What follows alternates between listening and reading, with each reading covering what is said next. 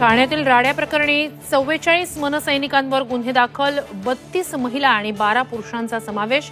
अविनाश जाधव यांची मुख्य आरोपी म्हणून नोंद.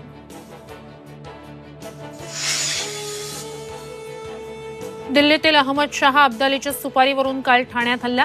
काळोखाचा फायदा घेऊन हल्लेखोर वाचले. मर्दाची औलाद असाल तर समोर या, राऊतांचं आव्हान.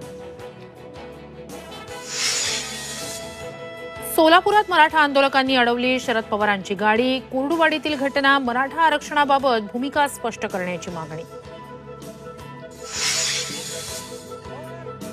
हिंडनबर्ग रिसर्चकडून सेबीच्या अध्यक्ष माधवी पुरींवर गंभीर आरोप.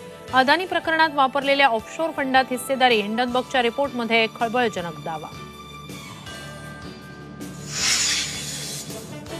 आणि पॅरिस ऑलिम्पिकचा आज समारोप. भारताकडे एका सिल्व्हरसह 5 कांस्य पदकांची कमाई. भारत 69व्या स्थानावर.